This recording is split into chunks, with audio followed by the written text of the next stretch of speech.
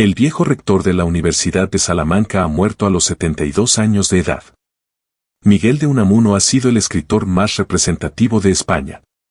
Poeta, ensayista, periodista, novelista y filósofo, ha debatido todos los problemas que afectan a la conciencia del mundo moderno imponiendo siempre la impronta española. Al propio tiempo, Unamuno ha representado la conciencia y el temperamento españoles. Antes de convertirse en escritor universal, Miguel de Unamuno fue el autor más respetado de la península ibérica. Allí desempeñó el mismo papel que Carlyle en Inglaterra y Fichte en Alemania el siglo pasado, se refiere al siglo XIX.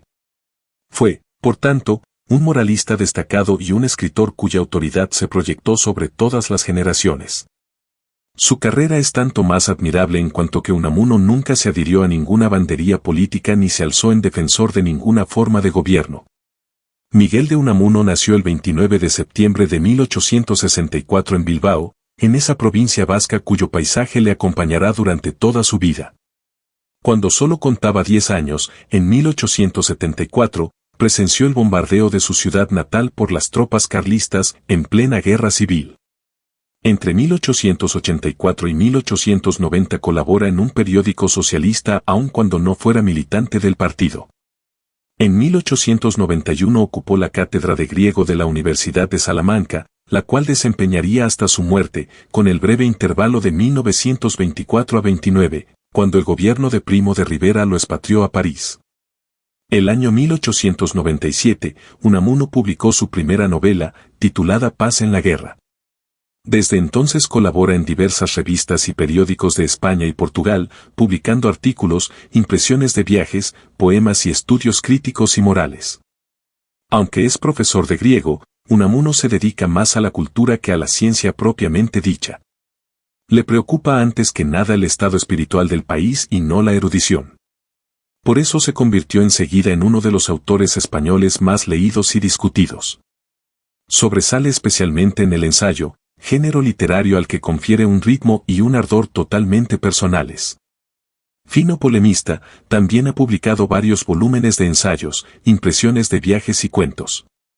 En 1905 aparece su obra más importante, titulada Vida de Don Quijote y Sancho, libro que se tradujo a casi todas las lenguas europeas y consagró el nombre de Unamuno como el de un gran escritor. Varios años después, publicó el primer volumen de poesías, luego un libro de ensayos y relatos literarios titulado Soliloquios y Conversaciones y, finalmente, un volumen de crítica social y política, contra esto y aquello. En 1913, vuelve a la literatura con el libro de relatos cortos y cuentos El espejo de la muerte. El mismo año aparece su segunda obra capital El sentimiento trágico de la vida. Junto a la vida de Don Quijote y Sancho es el libro que mayor acogida ha tenido entre el público europeo y americano. Ya en 1913, Unamuno planteaba el problema y debatía soluciones que vienen siendo actualidad desde hace apenas 15 años. Efectivamente, varios años después de la guerra, la humanidad volvió a preocuparse del sentimiento trágico de la existencia y autores clásicos como Pascal y Nietzsche, u oscuros pensadores como Chester o Kierkegaard, han vuelto a ser leídos, traducidos y comentados.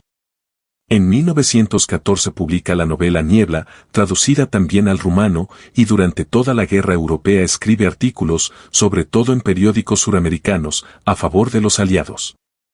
En 1916 publicó uno contra Alfonso XIII que le acarreó una multa de 1.000 pesetas y 6 años de cárcel, para ser amnistiado más tarde.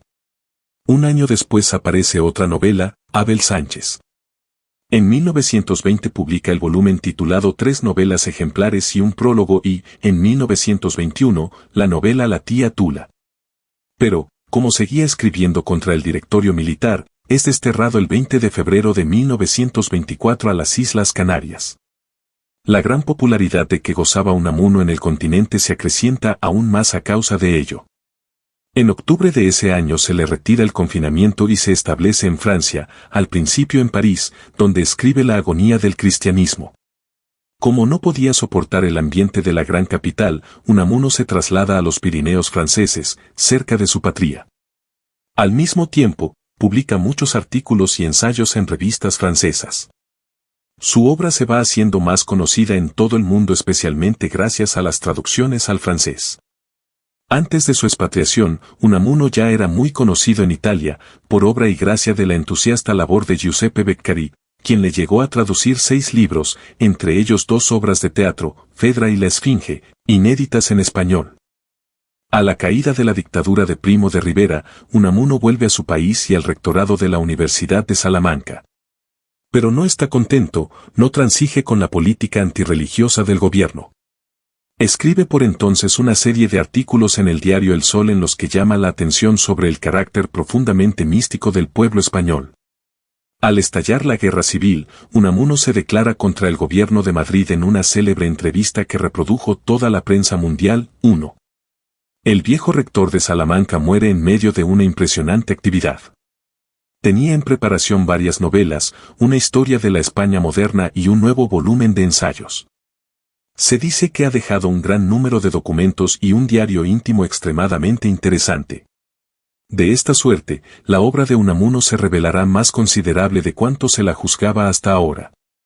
Es muy difícil resumir las ideas dominantes en Unamuno. Maestro de la controversia, técnico de la paradoja, poeta que gustaba a la vez de la lírica y el humor, a duras penas puede definírsele. Él mismo reconoce que se define mejor como polemista, cuando toma posición contra el adversario. Entre todos los derechos íntimos que tenemos que conquistar, no tanto de las leyes cuanto de las costumbres, no es el menos precioso el inalienable derecho de contradecirme, escribía Unamuno en su célebre ensayo La idiocracia, publicado en 1900. Contradecir, o sea, afirmar uno la razón de su corazón contra quien sea y a cualquier precio. Al luchar por el derecho a contradecir, Unamuno advierte que esa pasión por la controversia es un rasgo característico del espíritu ibérico.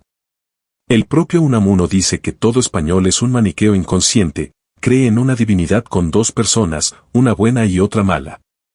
Frente a este dualismo originario del espíritu ibérico, ¿qué otra cosa mejor puede hacerse sino practicar el derecho a protestar, por la controversia y la polémica? Por eso, la obra de Unamuno está fuertemente penetrada por la paradoja, la contradicción, las razones del corazón. La tiranía más abyecta le parece la de las ideas, la idiocracia, y eso le lleva a afirmar, feliz el que cambia de ideas como de casaca. El que piensa orgánicamente somete sus ideas y se libera así de su degradante tiranía.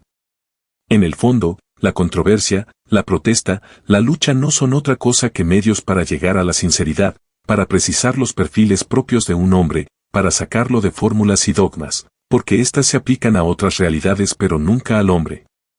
Toda la pasión que puso Unamuno en controversias, polémicas y ensayos tienen como fin únicamente invitar a la sinceridad, a despertar a los hombres obligándoles a doblegarse ante sus propias almas.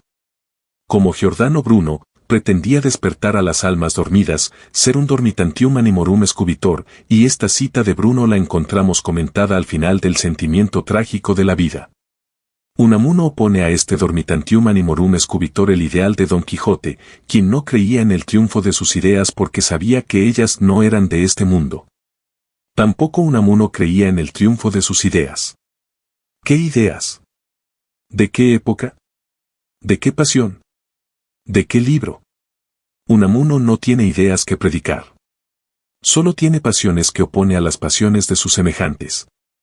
Solo dispone de una técnica, la sinceridad consigo mismo hasta la muerte. Y es que en la vida no existe otra solución a la paradoja, quizá después de la muerte cuando el alma encuentre su descanso. Las ideas y doctrinas no son la fuente de nuestros actos sino su justificación ante nosotros mismos y nuestro prójimo, cree Unamuno. Interésanme más las personas que sus doctrinas y éstas tan solo en cuanto me revelen a aquellas. Las ideas son inevitables y necesarias, como lo son los ojos y las manos a un hombre. Todo lo que eleva e intensifica la vida refléjase en las ideas verdaderas, que lo son en cuanto lo reflejan, y en ideas falsas todo lo que la deprima y la amengüe. Solo la idea que vives es verdadera.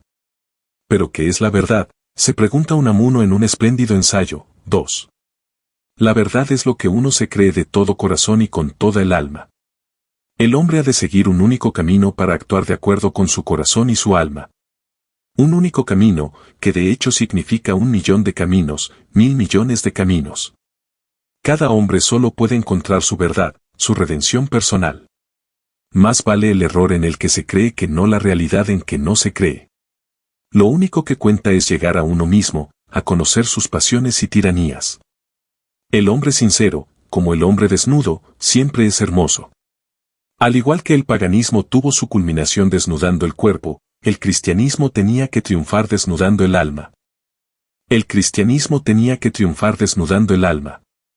¿Pero qué cristianismo?, se pregunta Unamuno, lector apasionado de San Agustín, de Tertuliano, de los santos españoles y de Søren Kierkegaard. Evidentemente, no el cristianismo racional y escolástico. En opinión de Unamuno, la Iglesia racionalista constituye una auténtica desgracia. Los cristianos que se creen racionalistas son, en realidad, materialistas sin quererlo, no porque crean que el ser tiene su base en la materia sino porque quieren verificar la santidad con pruebas y argumentos filosóficos. Creer en Dios significa para un cristiano una sola cosa, anhelar con toda su alma que Dios exista. Anhelarlo y decirlo. Porque la palabra es creadora, Jesús hizo milagros con la palabra, a veces sin ninguna acción. Naturalmente, el cristianismo de Unamuno no es el cristianismo occidental ni tampoco el nórdico. Sus fuentes son los grandes africanos, San Agustín y Tertuliano, santos apasionados, almas de fuego, paradójicos, gongorinos. Hablando de San Agustín, Unamuno testimonia que el conceptismo y el gongorismo son las formas más naturales de la pasión y la vehemencia. Y por esa vía de la fe es como Unamuno se siente ligado a España. En su ensayo sobre la europeización, de 1906, Unamuno se revuelve ferozmente contra Europa. A su espíritu le repugnan las ideas directrices del espíritu europeo moderno, la ortodoxia científica. Hay dos cosas de que se habla muy a menudo, y son la ciencia y la vida. Y una y otra, debo confesarlo, me son antipáticas.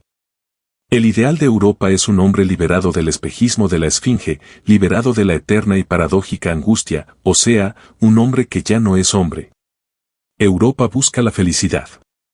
Pero tiene que elegir, la felicidad o el amor, la una no casa con el otro. Pasión y sensualidad, España y Francia son incompatibles. La pasión es arbitraria, la sensualidad es lógica, en realidad, puede decirse que la lógica es una forma de la sensualidad. Francia es riente y sensual, España es dura y triste. En España no hay cosa mejor que hacer que pensar en la muerte. En Francia todo nos mueve a la superficialidad. Nunca olvidaré el desagradabilísimo efecto, el hondo disgusto que me produjo la algazara y el regocijo de un boulevard de París. Toda esa juventud que canta, bebe, bromea y hace el amor, le parece a Unamuno falta de conciencia de sí misma, puramente apariencial. Allí, en el París risueño, centro de Europa, Unamuno se sentía solo. Pío Baroja se quejaba en su artículo, Triste país, de que la incapacidad de los españoles para ser frívolos y joviales le parecía una de las cosas más deprimentes del mundo.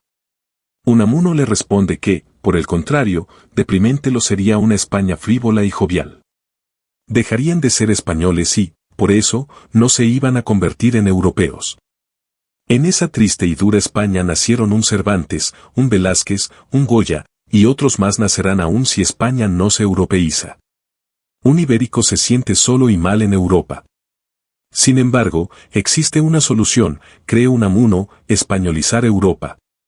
Es decir, que se popularice la técnica de la sinceridad, de la paradoja, de la polémica y de la controversia. Unamuno crea así un imperialismo espiritual ibérico fundado sobre un gran mito español, Don Quijote. Es conocido el éxito mundial que obtuvo el libro Vida de Don Quijote y Sancho. Ese libro sustancial y apasionado es, a la vez, piedra angular en la obra de Unamuno, el fundamento del mito español, la solución de la paradoja que durante toda su vida obsesionó al gran rector de la Universidad de Salamanca. Don Quijote se forja su mundo, y lo crea desde las ideas y sus sentimientos. Pero es un mundo vivo, real, efectivo, no un mundo de sueños, abstracto. De acuerdo a su mundo, Don Quijote actúa, vive y muere, no cae en la realidad de los demás ya hecha de antemano, automática, global.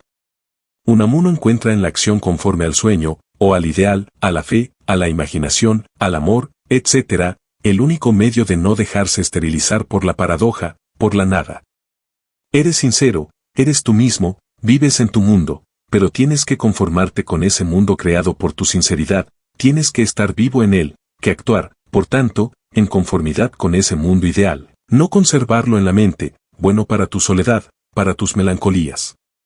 La acción acorde con la paradoja es la única salvación de la nada, pues creas continuamente vida, creas sinceridad. Unamuno es el único español que ha logrado dar una nueva interpretación ibérica al idealismo y transformar una filosofía en un mito.